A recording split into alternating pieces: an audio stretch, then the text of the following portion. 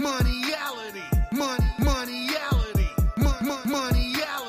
moneyality, with the moneyologist, Miss Tanya Collins. 2, 1, 0. Moneyality, moneyality. Pause that good song. Okay, guys, how are you? We are here on Monday night. I will be doing every Monday night, probably between 7 and 7:30, and we are going to be talking about just so many topics around money. And my emphasis is going to be stressing how we're going to deal with getting children and getting financial fitness programs, personal finance, all of those things in school systems. What are school systems doing right now? So that is my big push. That's my goal.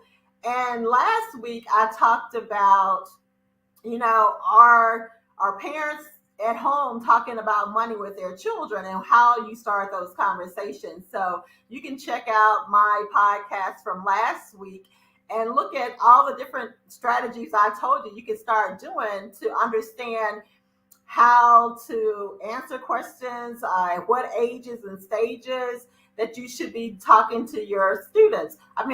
Sorry, parents should be talking to their children.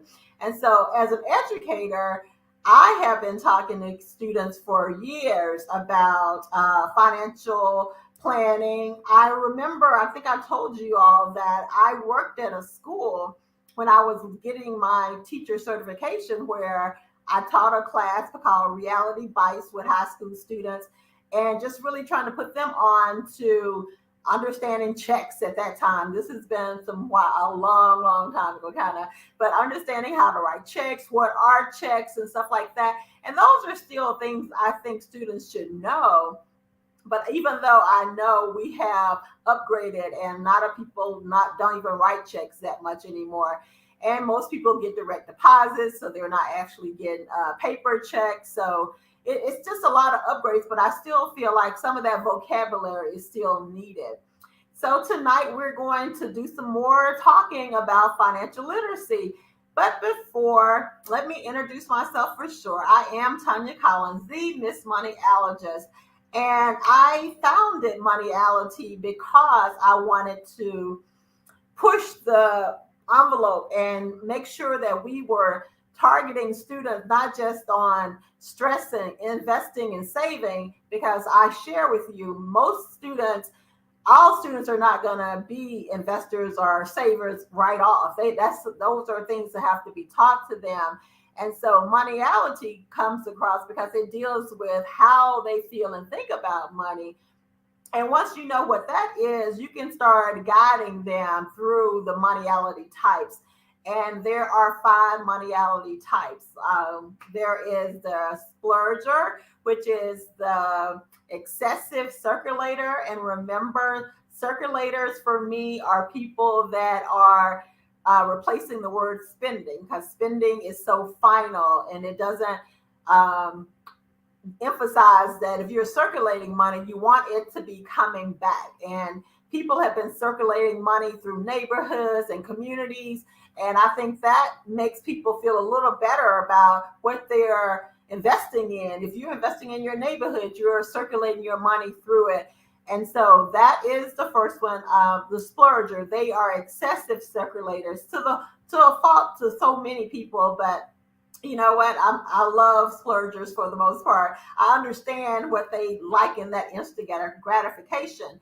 And then there is a keeper, which is a fanatic saver. And I like to say that was me growing up until now, that I was also a very fanatic saver, someone who loved to look at their money in their accounts. And then there's the tracker. And trackers are really pushing for security. So they like to plan ahead and they are constantly concerned about their future. So they are savers, they are very close to keepers, but they do more saving for the future. They're always concerned about where their future is going. They try to map out their future, and sometimes that can be a little stressful for them. So they have tended to have a lot of anxiety because they're always trying to see if they're on the right track based on their plans. And then there are the adventurers, and I love the adventurers because I'm one of them. And adventurers are the risky children. They are the ones that like to do risky things. So as I gave you an example, those are the children that probably jump off of the house just for fun to see if they can fly, or they may have a leg broken early when they are young because they're out doing stuff on their dirt bikes. Just so many things. They're adventurous. They like to be risky. They like thrills. And that was something that I liked. I do like having opportunity to do things that are different. And the last one is mingler. Minglers are the carefree, socialite people. They are some students or people that probably would tell you that money is not even a good thing. They don't like money and they don't worry about money. And I talked about that last week as well. Money is a tool that is needed. So when I hear that, it makes me kind of cringe because there are definitely ways that we could get things by bartering or doing some kind of exchange and stuff. It's just other things other than actual currency and coins. But at the end of the day, you do need some form of money. And money doesn't just have to be currency and coins. Money can be lots of things that you can adjust to what you find value in. So those are minglers, and they are the ones, like I said, that can be kind of carefree, and they're great. They're the ones that you probably really have to put a more emphasis on investing and saving. So with that being said, I am going to talk about my sponsors tonight. My sponsors are the first one is Nick Venti Design. Nick is my website designer. He does the one-stop shop for mobile apps, animation, and web design. So I enjoy working with him, and I'm looking forward to the products that he's going to be producing for me and for Moneyality. So that is Nick, and we always are supported by Joy Media Group, joymediagroup.net, and her number is 901-618-9501. She will actually help you if you're trying to do fashion shows. She can help you do your podcast and things like that. So Joy Media Group is somebody if you're interested in those things. And also for me, what else is going on?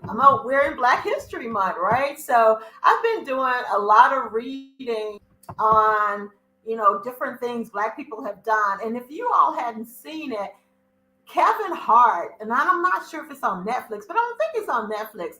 He has a new Netflix show that talks about so many different African American people or Black people and how they, what they did. Like, I just watched the movie of the Black guy who helped with the heart transplant to turning those blue babies, making them back to being whole. So that was so amazing, and that they finally gave him credit for that after years and years of working at that hospital and being able to get acknowledged for all the things he did that he wasn't given credit for in the beginning. So I love that Kevin Hart thing. So let's check that out for Black History Month. That's just for anybody. Everybody should be trying to just think about some positive things that we've done, and just knowing that we are an amazing group of people and we are very talented. And so with that being said, I am going to let you know that I am an educator. I have been an educator for over 20 something years, like 26, 27 years. And so tonight I'm really honored because I have another educator that's going to be my guest tonight. And we are going to be talking about are educators equipped to teach personal finance to students? Like, are they teaching it in the school systems? How do the people that are teaching financial literacy or personal finance classes, do they feel comfortable? So we're going to talk about that. And let me make sure that we are good before I bring her out. I think that's it. And just definitely go support me on social media. Go to my YouTube and get that going. As you're going to see that's going across the bottom of the screen. So definitely go like and subscribe to any of my social media platforms. And I definitely will appreciate it. So without any further ado, I am going to bring our guest in. And her name is Myra Key. Good Hi, evening, everyone. Myra. How you doing? How are you tonight? I'm doing great. Doing great. I thank you, and I'm so happy to have you on the show. Oops, I'm sorry, because I have talked to you over the years about finances with children, and I know you and I both are passionate about making things happen in that area. But hmm before we deep dive into our thoughts about educators and teaching, give me an update on what you've been doing. Currently, I've been a high school counselor for about 20 years. I also served as a high school athletic director for about 5 years. Started investing in my investing journey in around 2016, 2017. Really, I did the prescribed plan that most people are given. Go to school and get good grades and go to college and get a job and buy a house and get a car and all that good stuff. But I realized that it was something, it just didn't feel right. Something was still missing. And so I started on that journey. Really, I guess, just kind of manifested that. Just realized something was still a little off about the prescribed plan, and just ran into some people on social media actually, that was sharing the information that I was looking for. And then the cup really tipped over in February 2017, actually, when my mother passed away unexpectedly. And so, what really resonated with that was, I used to always hear her talk about, she couldn't wait until she was eligible for her Social Security check. And so, when she passed away in February, she had just become eligible in November. And she actually passed away a week prior to her first Social Security check deposit. Wow. And so that really tipped the cup, because there are lots of people that work towards that all of their lives, work for someone in anticipation for a check from the government, and you're not guaranteed any of that. You can work all those years and then something can happen and you not even fulfill that government promise. So that really, as I said, tipped the cup with me, and made me realize that it was a lot that I just didn't know, and I wasn't gonna sit around and wait until I was 62. Yeah, for something. So I got in my mind that, I'm not waiting for Social Security age. Yeah. And I get all of that. I'm going to come back to the Social Security part later because there is such a big debate in my head about do you get it at 62 or do you wait for 65? But we're going to come back to that.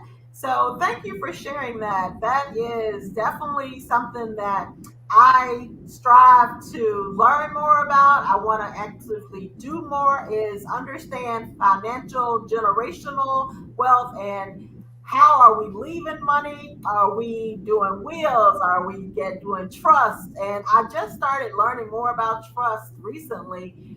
And so, are we equipped? I mean, we could talk about that, but not right now. About because we hear so many GoFundMe pages, Yeah. so it's not probably the priority that we think it should be. But we're gonna talk about that later too. We're gonna kind of pause on that because first of all, we're gonna talk about moneyality and moneyality assessment. So everyone, Myra took the moneyality assessment for 18 and older, and that it consists of 20 questions, and it helps me decide. I mean, it helps me understand how they think and feel about money. So I'm going to start with showing you all Myra's scores. So Myra did a splurger. She had 0 points as a splurger. And as a keeper, she had 7. As a tracker, I'm sorry, as a keeper, she has 5. As a tracker, she has 7.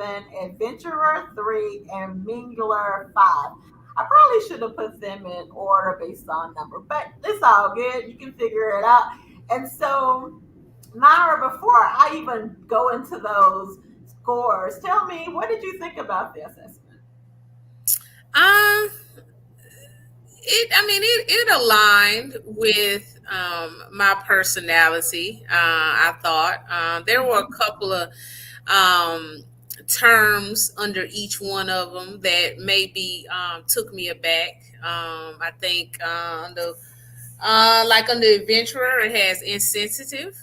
Um, in the beginning, when you first see that word, I don't think of myself as an insensitive person overall. However, I am when I have to be honest with myself, I am insensitive to certain things. So, for instance, and people will test your sympathy, and so I'm a lot better at not falling into that because people do play games. And so when I really took a step back and looked at that word insensitive, I said, well, yeah, I could be considered insensitive because if I see, sometimes you can be someplace, friends, family, and they will sit around and they will start to talk about their financial issues, and they need help and they're struggling, and sometimes that is a cue because they don't want to ask, they want you to offer. And I'm not going to offer you because if I look at you from head to toe, you have on $200 shoes, you got $300 purse, and all of this. And so I'm just going to sit there and I'm going to nod my head and say, okay, well, I can show you some ways that, you can make some extra money. But I'm not going to offer to save you. I'm not going to offer to bail you out. I can show you some long-term methods that you can use. I will suggest that perhaps you go into your closet, and they have these websites called eBay and Facebook Marketplace, and all these places that if you're really that strapped, you probably got your bill money is back there in your closet.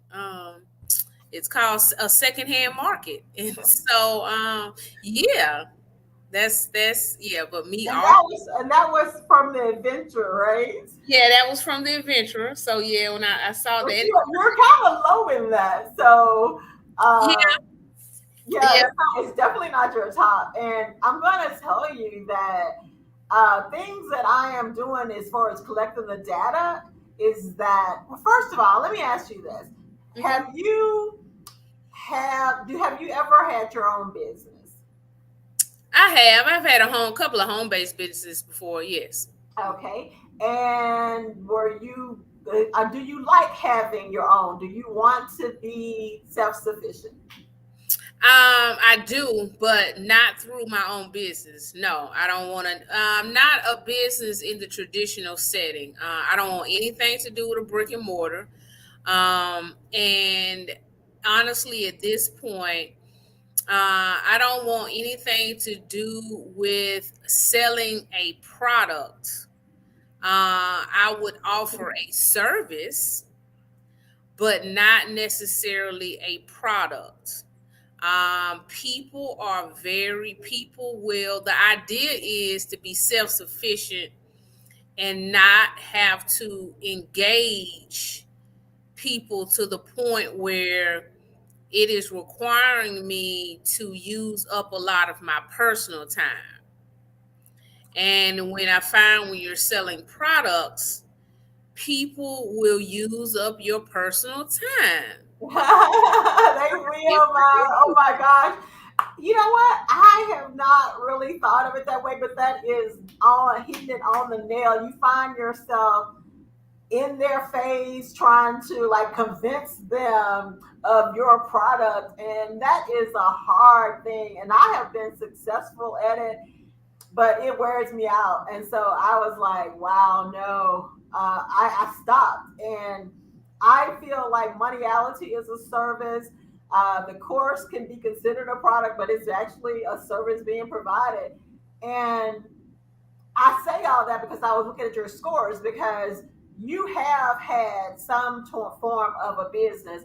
And when I have been interviewing people over the last several months that I've been doing my podcast, most entrepreneurs are people that are trackers and keepers.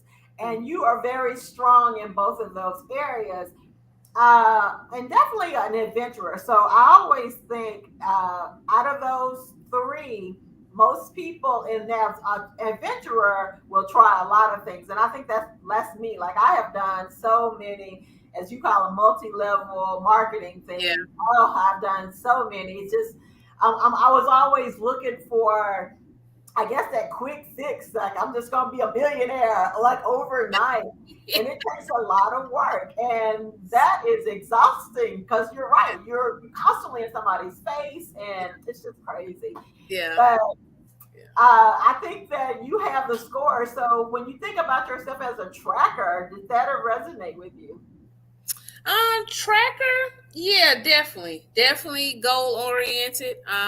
Definitely, always looking towards the future. So yeah, now indecisive is a word used on the tracker side.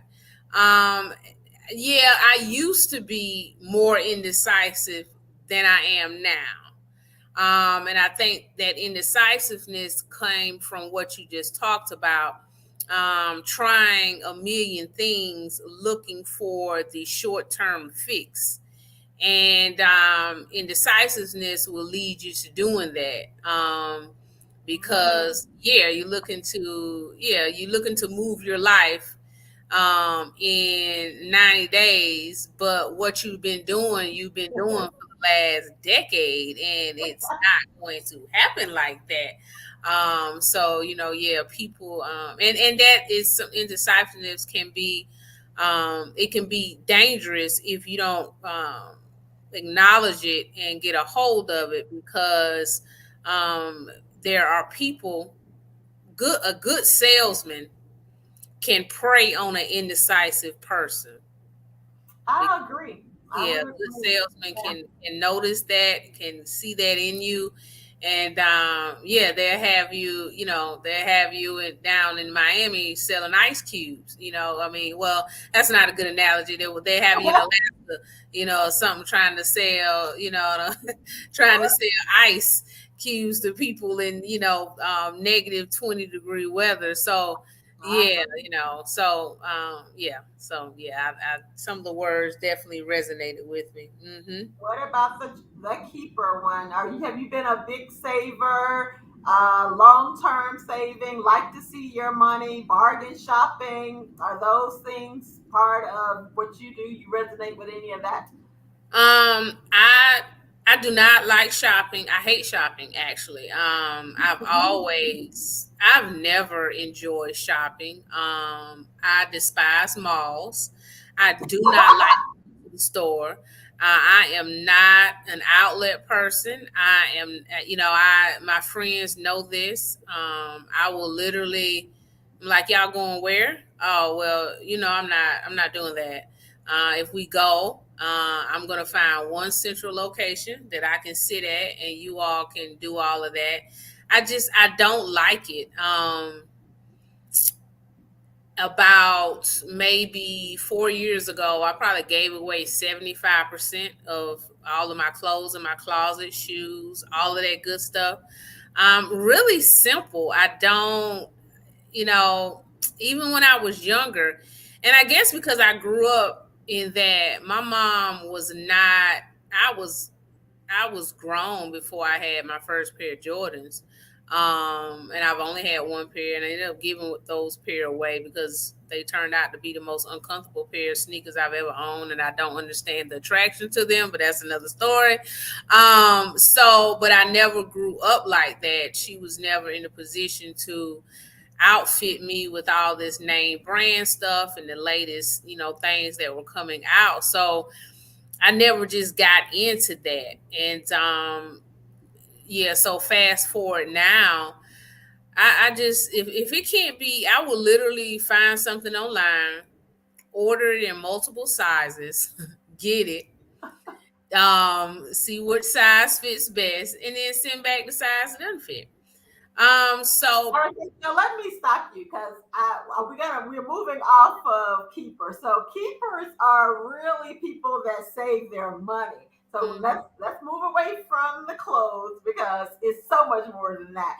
So like bank accounts, having multiple bank accounts, like to have their money in different places that they can see it. Those are like real keepers. They want to not spend money. So we don't spend. We're supposed to be circulating anyway, but they are very kind of like you say about the malls and stuff like that. But it's not that they don't maybe like them. They can go. They're just not going to use their money to invest in stuff like that. So does that resonate with you? um no, I don't hoard money like I used to actually. Banks I try to deal with as little as possible. The bulk of my money I keep in brokerage accounts. I keep actually in investment brokerage accounts. I keep as little money as possible in the bank just because the bank is not benefiting. I'm only helping the bank. The bank is not helping me. So I I'm not agree. earning anything from the bank. The bank is taking my money and earning a whole bunch of money off of my money by lending out my money. So yeah, I don't want to. Yeah, I keep as little as possible in the bank actually. So you know what I hear from you is that you have been some of these things and now you have gotten to an age where you have changed those things. Oh, definitely, definitely. My mind, I mean, even my mindset in 2017, 2016, when I first, really started learning about the language of money and investing, my outlook has changed since then in how I do things based on the people I've come in contact with and just the constant learning. So, yeah, I yeah, it's would been a agree. change. And so the other part of that, Myra, is that with my experience and just understanding moneyality is your scores are a reflection of things that you say you have done in your past. So it kind of makes me say that I tell people that whatever your foundational thoughts were with money, you kind of carry them with you. You can easily improve those because I'm working on that. I tell people all the time that, oh my gosh, hoarding money is what I was really kind of doing. But now I realize that I can be a splurger because if I have all of my bills paid, I have everything in order. I can do something nice for myself if that's the case. And I have not always done that. I mean, totally doing or not doing something like I didn't go to the Grammys. That's one of my most regret things that I regret is that I had opportunity to go to the Grammys in college, and I had the money, and I didn't go because I thought, oh, that's too much money or something. Just not even thinking about the moment of it. So when I tell you that lots of our foundational thoughts, that's the purpose of me doing moneyality is to get you from some of that, to move you through the other five because all of them can be used and we can be find value in everything, like finding value as a mingler, by being more charitable, doing more things to increase how people are giving and things like that. So if you have a strong tracker and keeper and mingler, those are your top three, then your scores are reflecting that. And I still hear you saying how you have changed, which is beautiful because that means that you have grown from where you were and how you're moving up. And there were things that showed you that, like the death of your mom, or even in being introduced to other people.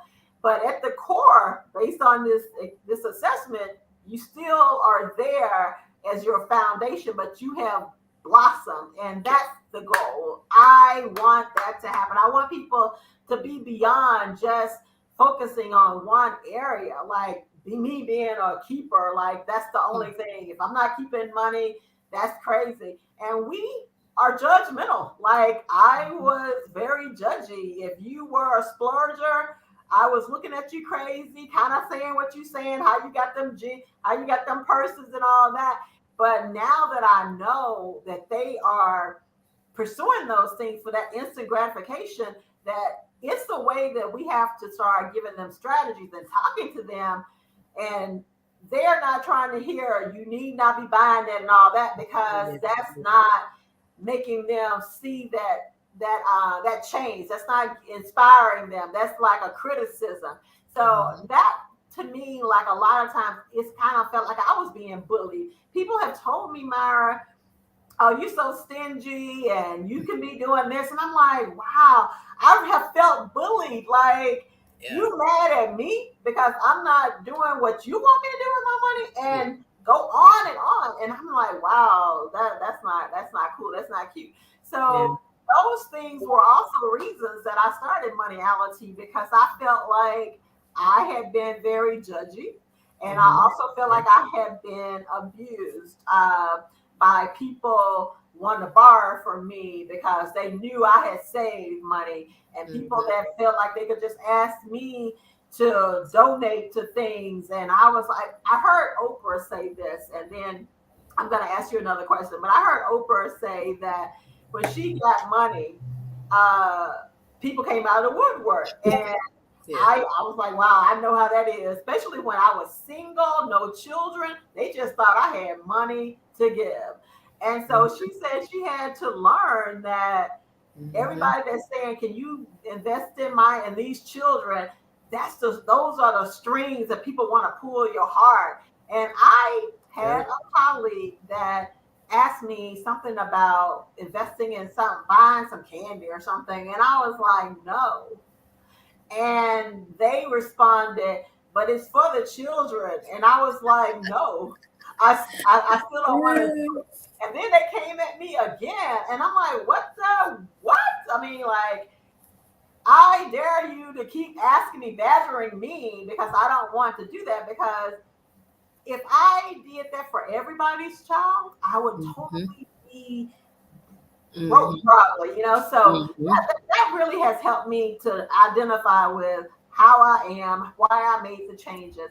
But let me ask you this question. Do you remember your first encounter with money? Like when you were young, or what age? Tell me the story that you remember that's more vivid in your mind. And what age were you, and what were you thinking about money? I actually grew up around two completely different contrasts because I thought about this question. Two completely different mindsets in the same in the same proximity to me. So I had my mom, single parent, always struggled, sometimes had more than one job, a part-time job that she would work on the weekends to provide. But then we lived in close proximity. My family had considerable amounts of land at one point, and so we lived on that land. And at the time, my uncle and aunt, my uncle was self-sustainable before it was a catchphrase. And so I remember that he used to keep large sum. He used to carry large sums of money in his wallet, thousands and thousands of dollars in his wallet, just in these rubber bands. And he would also keep large sums of money underneath his mattress. He was an older man, so he did not believe in banks. And he grew up in a time where this was a man that was born in 1912. So he grew up in a time where you did not trust any entity that white people ran. And so he didn't believe in banks. And so, he kept his money underneath the mattress. He would bury a considerable amount of money in mason jars. Like literally, he would have these little maps that he would draw out, and he would have it, buried throughout the land.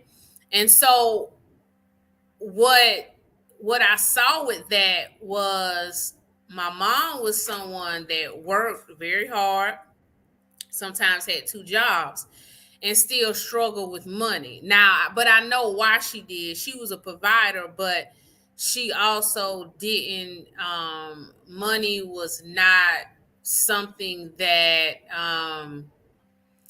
she took very good care of. She took good care of me, but she didn't, she might pay the credit card bill on time. Tell me your encounter, because you have gone all the way. That was my encounter, though. Seeing one person, really it boiled down to seeing one person with no formal education. My uncle had a 7th grade education, and he had a lot of money where he took care of a lot of people, and everyone came to him for loans, and not $500 or $600, but can I borrow $10,000? Can I borrow $20,000? And he always had it to give. And never they paid him back, but he never needed it back. So I looked at those 2 contrasts. Now, at the time, I didn't understand why that was the case. So that was my first encounter with money. I was in a household that on one end was struggling with my mom, but I could walk 50 feet and go into a household where a man had 6 figures underneath the mattress. Very good. So you know what? You have made me realize maybe I need to refocus that question. So when I'm asking that question, I want to know when you had money in your hands, not the money around you, but like my first experience was I wanted to buy snowballs. And so I asked for people to give me 35 cents because I knew I wanted it. And that was my first encounter when I wanted to purchase that 35-cent snowball. That's what I remember so vividly. I learned how to count from there. I learned how to understand coins from that. So your hand, did your uncle ever give you money in your hand? And if so, I actually got an allowance. My mom would give me an allowance. So tell me about that part. Tell me about what did you do with your allowance? It all depend. I mean, sometimes I did what my uncle did with it. I put it underneath my mattress. I put it in jars. Sometimes I would spend it. Sometimes I wouldn't. But I came up in a situation where actually people gave me money all the time. I had people in my family that would just give me $100 bills or something like that. So wow, yeah. Girl. So, but you said you spend some of it, but were you putting more of it in a jar, more like what your uncle was doing? Or did you have access to it? Because there's a difference in a splurger. A splurger child doesn't put no money in a jar ever. They are there trying to get to buy something or whatever.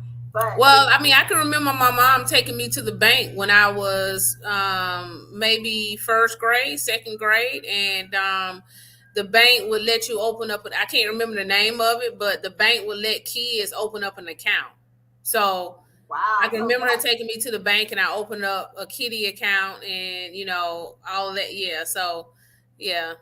So that's what I mean by your first experience, because I started saving in a bank with a Christmas Club account that my mom told me that she was saving in this Christmas Club account at this local bank. And I thought, wow, I wanted me one. So she got me one, and I kept that account all the way through my high school years because I wanted to have my money somewhere that I knew it would be safe. I didn't have anybody that showed me anything. Like I never saw where my granddaddy and them kept their money. Oh, my great grandmother used to have hers in a sock because she was on Social Security. You couldn't have but so much money before they cut you off or whatever. So that was that experience. But let's move us forward. One of the things that I feel like you and I both have in common is that we both are wanting to see the differences in how children are learning about financial literacy, trying to correct me if I'm wrong, but I'm thinking that you and I share that we want to start early with them. We need them to start understanding how money works. Maybe, like you say, why are you putting money in a bank and stuff like that. So let's talk about educators. I thought about it, and I'm going to show you this. This is just a quick percentage. There are fewer than 20% reported of teachers that feel like that they were not competent um, to teach about personal finance. And I wasn't even surprised with that answer. I mean, if it had been bigger, I would have been really shocked. But I knew that that number probably was going to be small because depending on most people, I mean, I just read an article. I don't know if it was 80 some percent of us that are just over in the United States, or I don't know if it was, I don't think it was the world figure, but let's say in the United States that we are, as they say, one paycheck from being homeless. And so just imagine, I learned about personal finance. I got certified through the Federal Reserve, and I have not. And so I was thinking, wow, did I want to teach that? But I was already teaching ESL, so I thought, let me just stay with what I know. I knew those classes were smaller. But tell me from your experience, what would you think about educators that are teaching it, or how should they teach it? Or just tell me, what are your thoughts about education and personal finance? I don't, based on my belief system about money, personal, real personal finance has no place in public school education, because at the end of the day, the basis behind it is still teaching you how to stay a part of the system. So the personal finance is being taught in school is still a state created curriculum. It's still very surface, very surface level. I've only been in one classroom, one personal finance classroom, where I saw that the teacher was able to teach the state mandated curriculum, but she was also crafty enough to add in things that will actually help these kids escape the system if they want to do that later on. So she was actually teaching things about the stock market. She was actually teaching about dividend investing. She was teaching those things, but most of the state mandated curriculums are just very surface level. They are just, they're just very surface level. So it's only going to go so far. It's teaching you what to do with the money after you get a job. And, some of them I've seen, they talk about retirement plans or 401k plans. But they're never going to go into their 401k plans are not actually set up for you to be successful and financially successful in retirement. They're not going to go into the fees that go into 401k plans. They're not going to talk about the history of 401k plans and why most companies got rid of pension plans, and that most people don't even know 401ks didn't even come into existence until the 1980s. It was a created instrument that was created to actually help corporations not be so financially responsible for their retirees. So it's still very surface level. And actually, what I find with students now, students are these young people now are considerably more intelligent and aware than we give them credit for. They, not all of them, but a lot of them see through, they see behind the curtain. For a lot of them, what they're learning doesn't make sense to them. It doesn't add up to them anymore. And so that is, I attribute, a lot of people question why there's so much discontent that they see in the school system now. And as a counselor, and when I sit down and talk to young people, because I'm probably a very unorthodox counselor, I do not sugarcoat. I give them the truth when they ask me questions. And so it's not making a lot of sense to them. A lot of the stuff that we're still teaching them is antiquated and that it's not adding up to them. They don't see a connection. And how is this going to help me and my family? How is this going to help me get out here and get what I need what I need and what I want? Miss Key, I don't want to be like my parents. I see my mom go to work and work 12-hour shifts and she's still broke. I see my aunt and my uncle and everybody's telling me to go to college in my family, but all the people in my family that went to college, they still struggling. So these young people now are very, and I have so many students that already have their businesses and they're still in high school. And I have a young lady that makes furniture and she sells it. I have a young man that has an online shoe store. So these kids are very, very entrepreneurial. I literally have in my office business cards from some of my students on my caseload because they're already engaging in business. They already have a plan. And so what I do with students like that, I buy them books. I buy them literature that I know that they're never going to be introduced to in the school system, and most likely no one in their family is going to introduce them to that type of literature. I share with them the information that I have when I run into students. I give them terms and research. And next week we're going to talk. I want you to research what a venture capitalist is. I want you to research what an angel investor is. I want you to research what a dividends are, and then we're going to talk about it next week. So I'm encountering students like that more and more. Okay, so let me ask you this, and I will tell you that I agree that a lot of things have awakened because they have access, and I'm looking at feeds daily where they talk about, are you putting your money in a trust? Are you doing that? So they're hearing these words to say, maybe I don't need to go to a bank or whatever.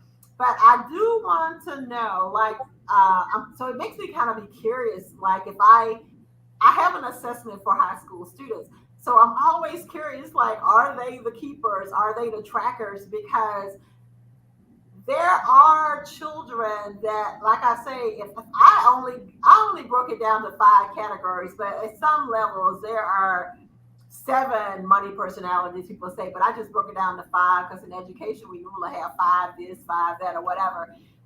But those students that I've talked to, and just like you say, some of them are entrepreneurs already, and I think that's a good idea. Like I haven't started giving them books, and I do agree on certain books that I've read that I can say, hey, you may want to try this, because having those businesses and sustaining them is what I want to see them do. And then the ones that are not going to be business people, everybody don't want to have their own business.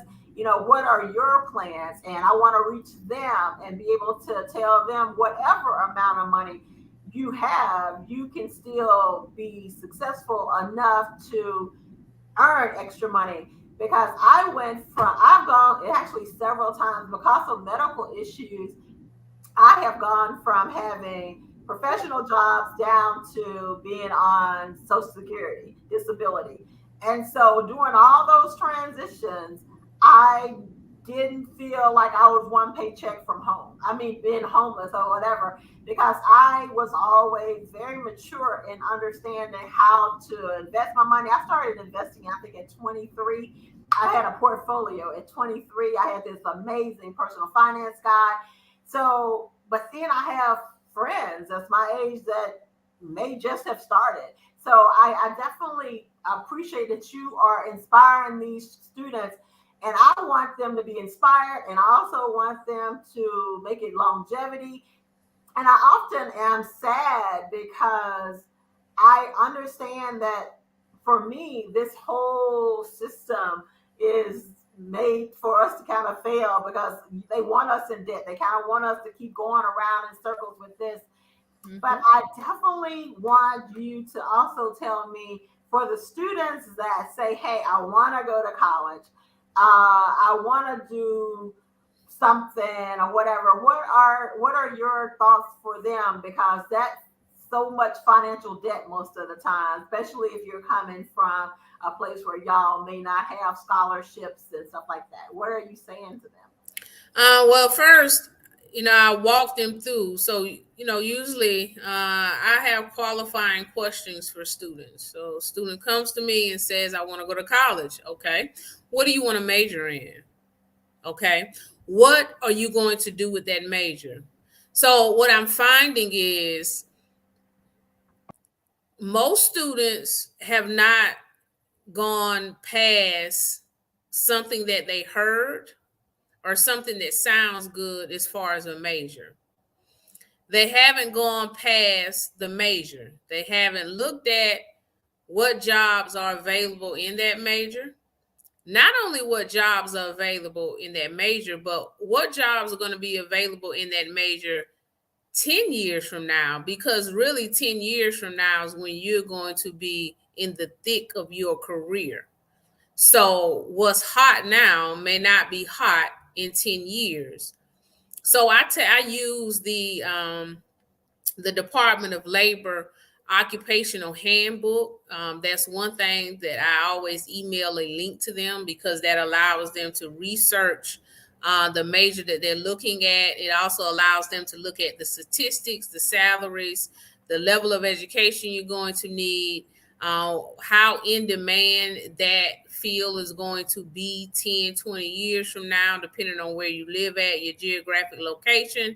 So what I find is most students I'm going to college because everyone has told me that's what I need to do, but they haven't thought through exactly what needs to happen in order for that to work. For instance, I had a young lady, and I have a young lady come to me, and these are high caliber students. These are the 3.7, 3.8 kids, and they're applying to Georgia Tech and UGA and Emory and these universities. And so I had a young lady say, okay, I want to major in political science, but I don't want to go to law school. I said, okay, let's talk about this, because poli-sci is not a very employable major with just an undergrad degree. You're going to be limited. So if you don't want to go to law school, let's talk about the alternatives if you're telling me that you want to work in government. So you need to think about getting a master's in public administration or a master's in urban planning, where you can work in municipal government, local government. You can even go to the federal level. But you are going to be limited with just an undergraduate degree in poli-sci. So the wheel started turning. And then she went and researched. Oh, public administration, human resources.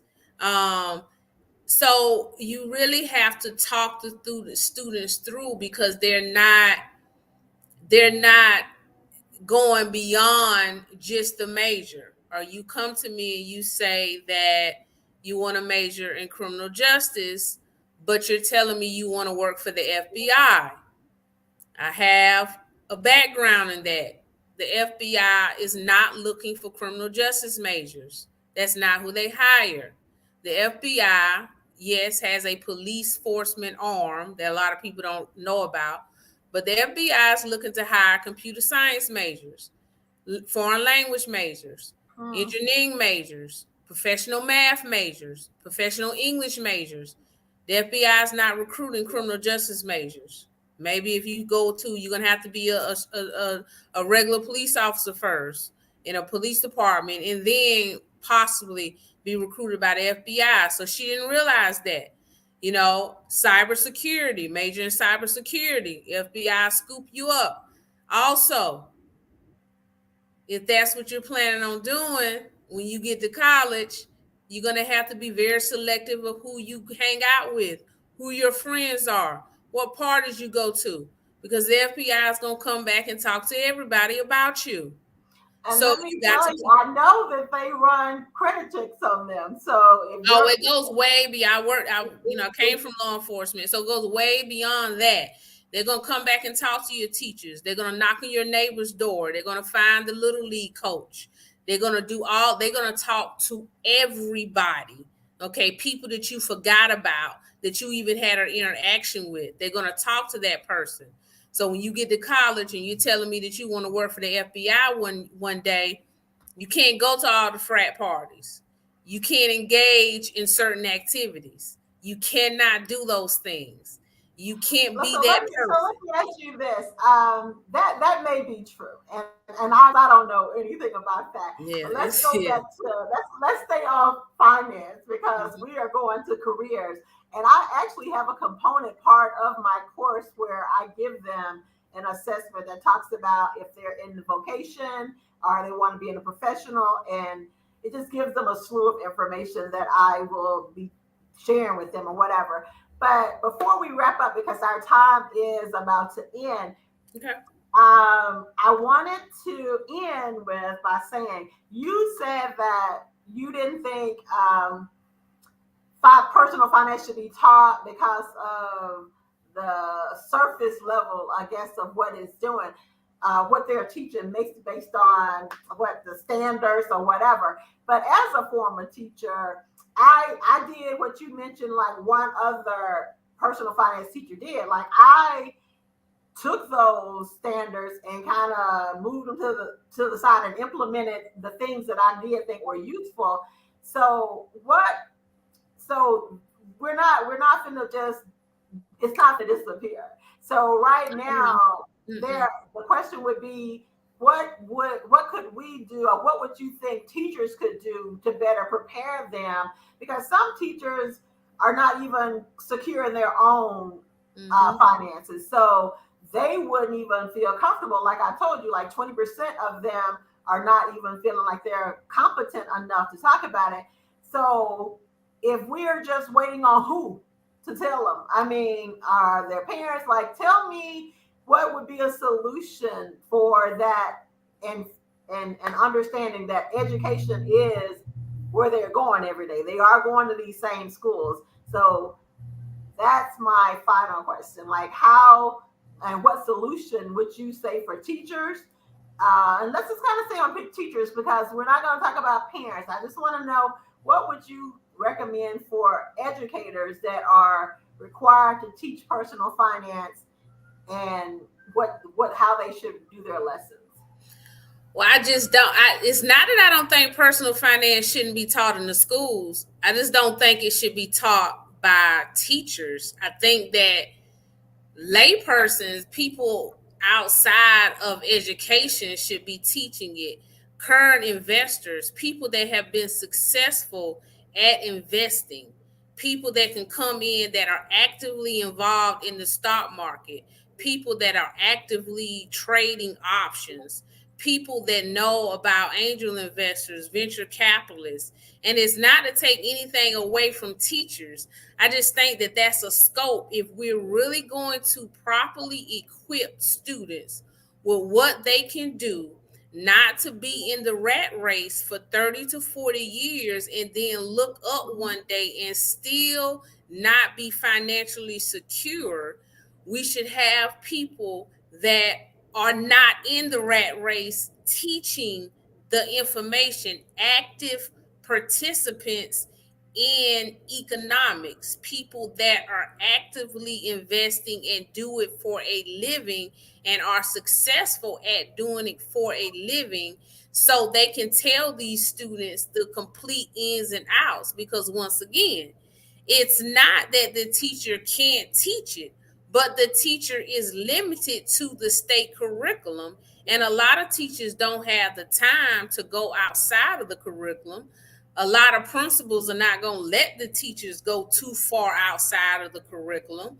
So, or if you have someone in your building that came from a non-educator's background, for instance, there's someone that works in my building right now where he worked in finance, and then he decided to become a teacher. But he was a finance guy. He was one of those Wall Street guys. So he has a lot of in-depth information Is he that he teaching can personal share. finance, Myra?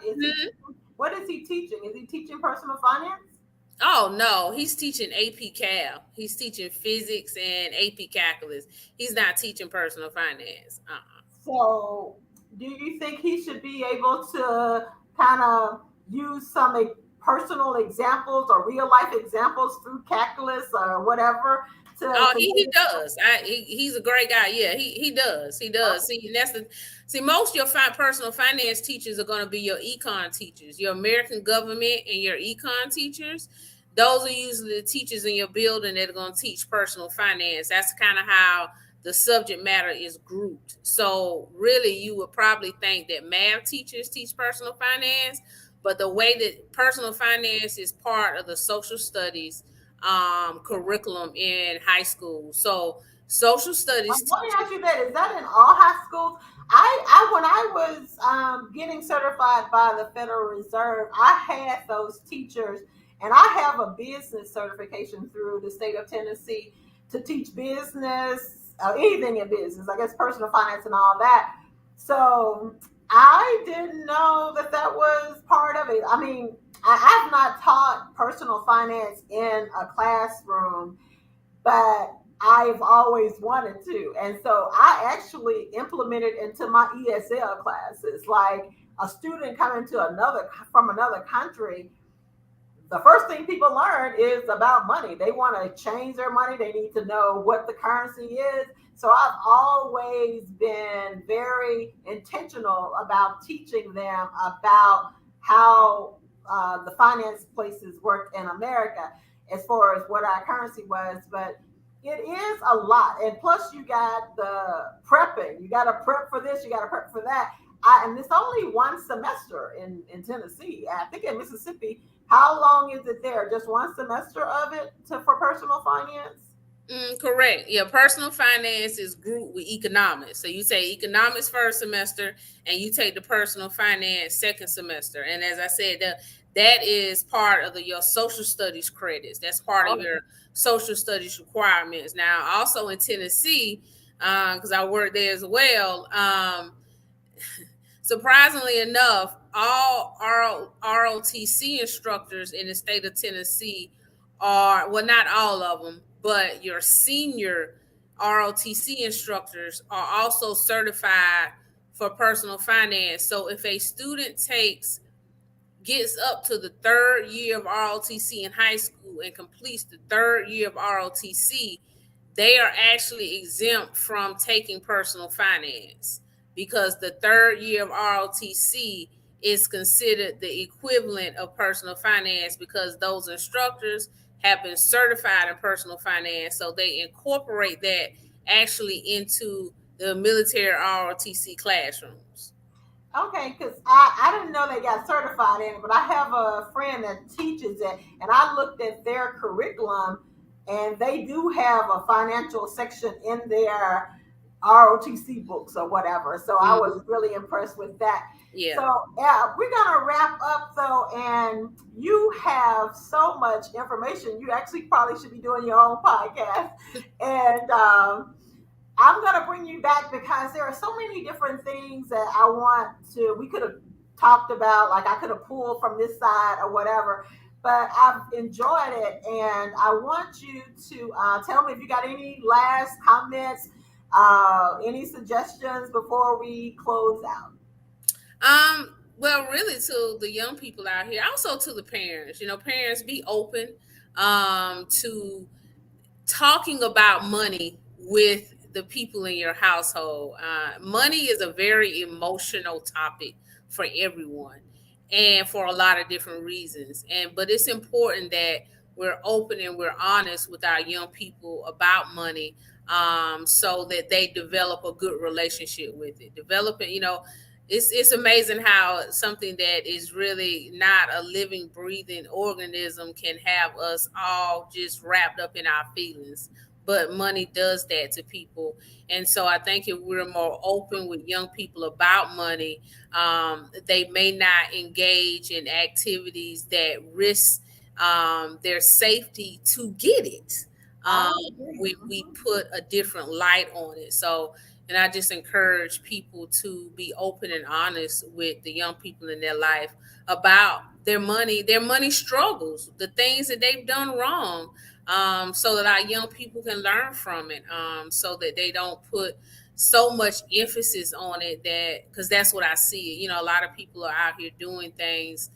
They say money is the root of all evil. I say the lack of money is the root of all evil, because people engage in dangerous activities in order to get it.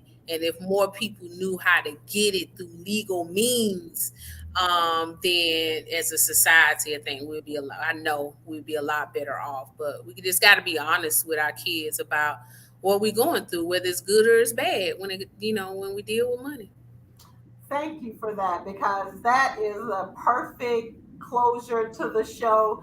And I love that. I mean, I talked about that last week, and you're just sealing it for me. I just wish more parents would talk about it, but maybe we'll have that conversation the next time. But thank you so much for taking time. You're welcome. And let me close out. Just give me a minute and I will be back. Hold on. So thank you all, guys. I have had a fabulous show. I hope you have enjoyed it. Next week, I am going to be talking more about moneyality, and I'm going to have a guest, and I'm not sure right now if we're going to be focusing on banking. I have that idea of thinking about maybe banking or what not to do with banking, as Myra has told us tonight. So thank you for tuning in. Again, I am Tanya Collins, the Miss Moneyologist, and thank you again, Myra, for being on the show. And we're out. So everybody have an amazing Monday night, and we are out of here. Take care. Bye-bye. Bye. Moneyality with the Moneyologist, Miss Tanya Collins. 2, 1, 0.